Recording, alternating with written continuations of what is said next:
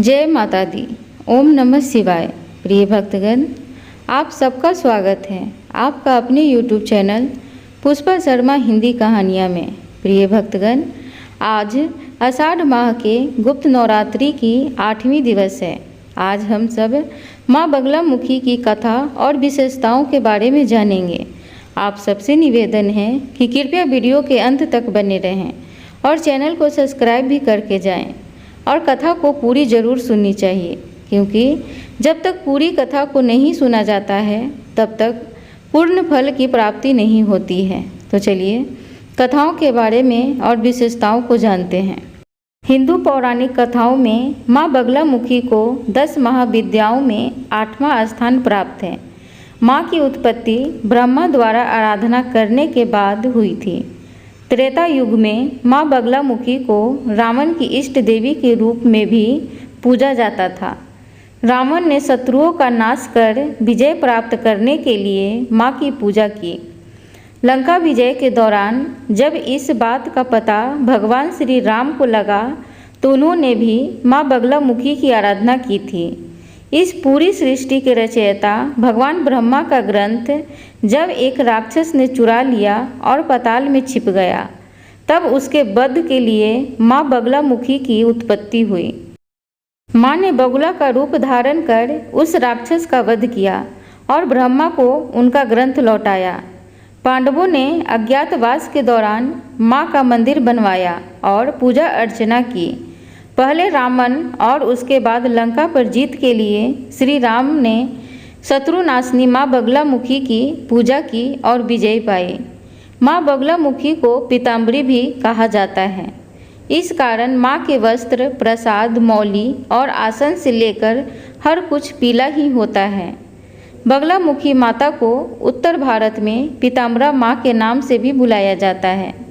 शत्रुनाशिनी देवी माँ बगलामुखी मंदिर में मुकदमों में फंसे लोग, पारिवारिक कलह व जमीनी विवाद को सुलझाने के लिए वाक सिद्धि, वाद विवाद में विजय, नवग्रह शांति, रिद्धि सिद्धि प्राप्ति और सर्व कष्टों के निवारण के लिए शत्रुनाश हवन करवाते हैं।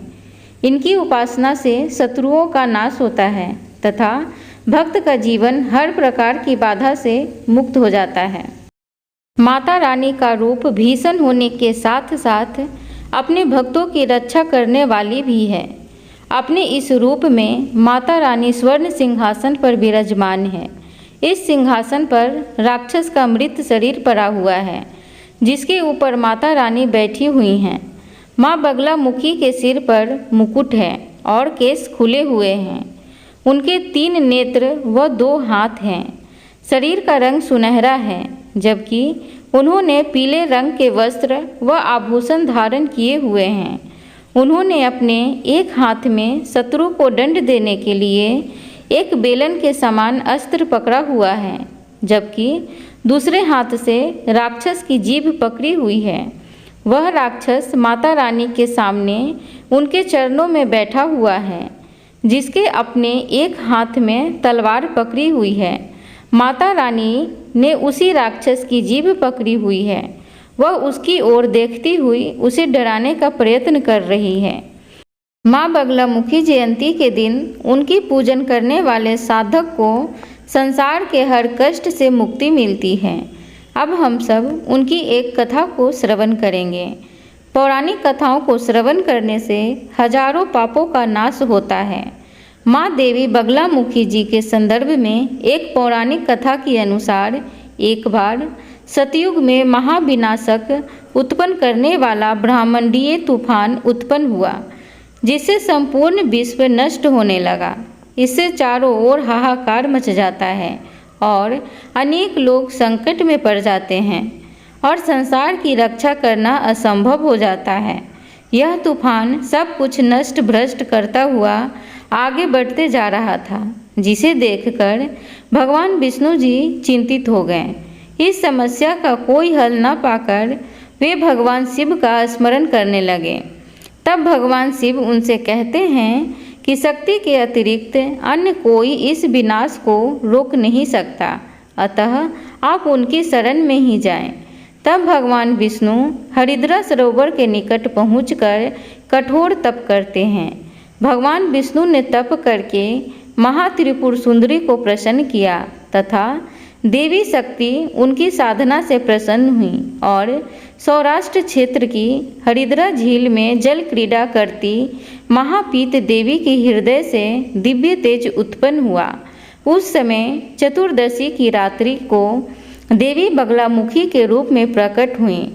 त्रैलोक स्तंभिनी महाविद्या भगवती बगलामुखी ने प्रसन्न होकर विष्णु जी को इच्छित वर दिया और तब सृष्टि का विनाश रुक सका। देवी बगलामुखी को वीररति भी कहा जाता है क्योंकि देवी स्वयं ब्रह्म शस्त्र रूपिणी हैं। इनके शिव को एक वक्त महारुद्र कहा जाता है, इसलिए देवी सिद्ध विद्या हैं। तांत्रिक इन्हें स्तंभन की देवी मानते हैं। गृहस्थों के लिए देवी समस्त प्रकार के संशयों का शमन करने वाली है। एक बार बोलो बगलामुखी माता की जय हो। प्रिय भक्तगण, आशा करूंगी आज की ये बगलामुखी देवी की कथा आप सबको अच्छी लगी हो, तो कृपया चैनल को सब्सक्राइब करें, वीडियो को लाइक करें, कमेंट बॉक्स में जय माता दी जरूर लिखें। धन्यवाद।